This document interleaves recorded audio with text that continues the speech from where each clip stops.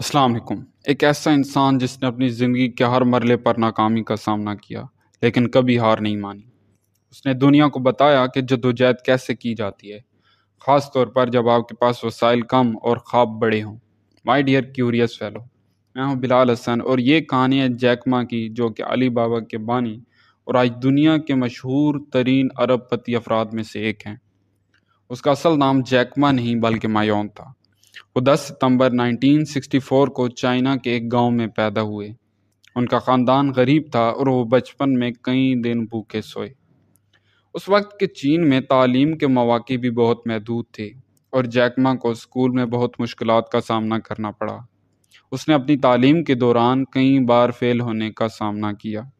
جی ہاں، یہاں تک کہ پرائمری اسکول میں بھی وہ 2 بار فیل ہو گئے، اور یہیں سے ان کی ناکامیوں کی کہانی شروع ہوتی ہے۔ تعلیم مکمل کرنے کے بعد جیک ما نے جاب حاصل کرنے کی بہت کوشش کی۔ کیا آپ جانتے ہیں کہ اس نے 30 سے زیادہ جابز کے لیے اپلائی کیا اور ہر جگہ ریجیکٹ ہوئے؟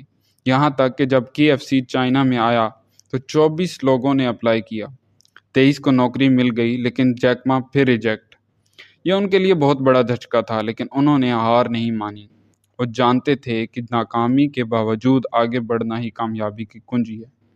1995 میں جب جیک ما پہلی بار امریکہ گئے تو انہوں نے انٹرنیٹ کے بارے میں سنا۔ انہوں نے نوٹس کیا کہ چائنا کے بزنسز انٹرنیٹ پر موجود نہیں۔ یہی وہ لمحہ تھا جب جیک ما نے سوچا، چائنا کے کاروبار کو انٹرنیٹ کے ذریعے دنیا سے جوڑنا چاہیے۔ انہوں نے اپنے دوستوں سے $20,000 اکٹھے کیے اور alibaba.com کی بنیاد رکھی۔